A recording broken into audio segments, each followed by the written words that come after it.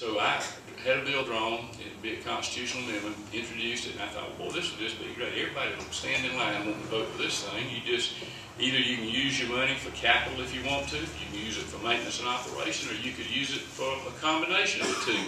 You as the local voters would decide how you wanted to do it.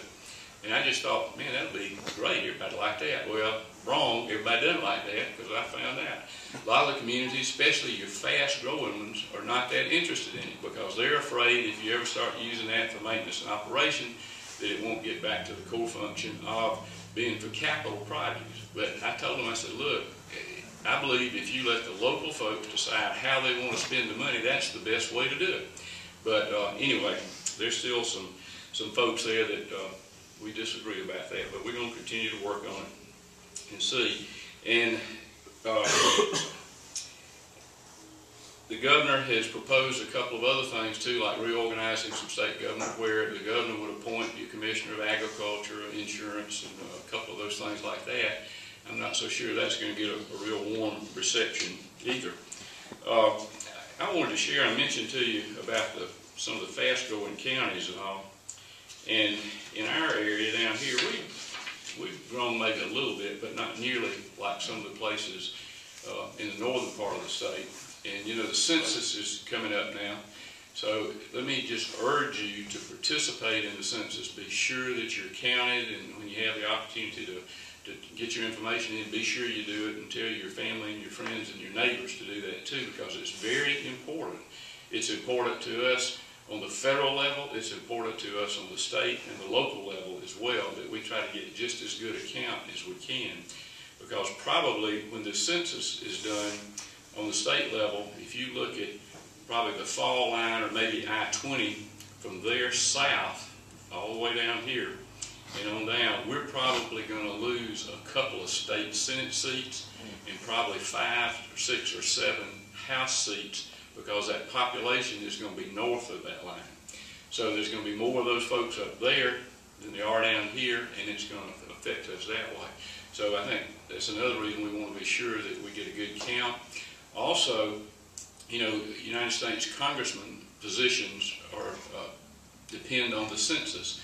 We're pretty sure that Georgia's going to get 1 more congressman this next time around, and even possibly 2 if the count is good. So there again, let me encourage you to participate in that. I was looking the other day on the governor's website of their Office of Planning and Budget, and I ran across a couple of things that, you don't worry about remembering the numbers or anything, but I just thought it was interesting in pointing out some of the growth that's happening. I want to take just a second and share a couple of these things with you. And as Jack said, relatively speaking, Georgia is in better shape than most of our states. And I think we're going to come out of this thing in better shape than most, but at the same time, we're suffering and having to go through some of these problems as well.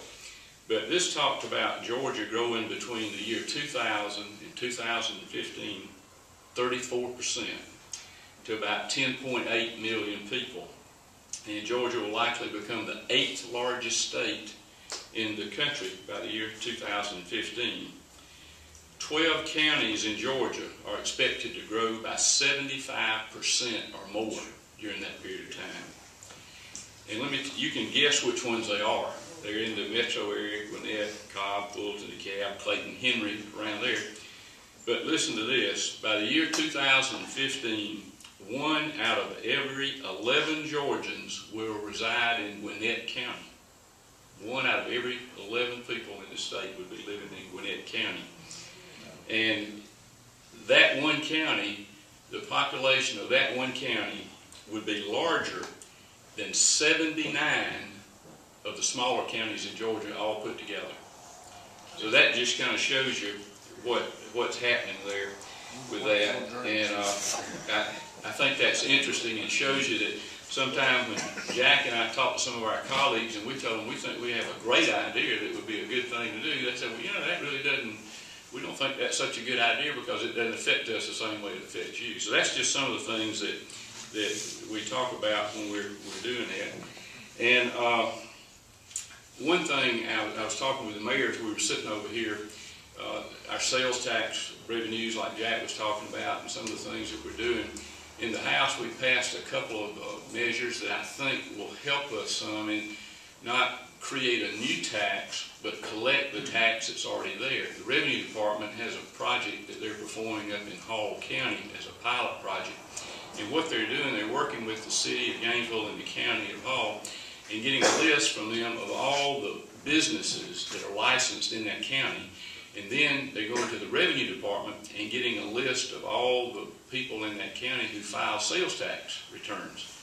And they're comparing those lists, and come to find out there's a difference. There's not everybody that's got a business license is filing a sales tax return. So this is an effort to make sure that some of them are collecting it, but maybe they're just forgetting to remit it. So this is an effort to look at that. And I think that's some dollars that are just left on the table.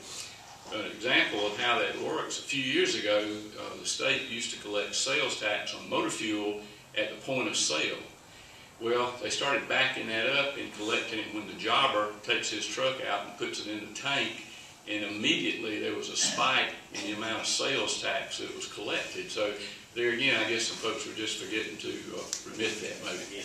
But anyway, those are some things they're doing, and let me just stop now and we'll answer some questions. But I know during the session, several of you all have been there, some of your groups have been there. Mr. Bill Lanier came up the other day and gave me a coat when he came to see me. We got the same coat on this morning. He came by to visit me when he was up there.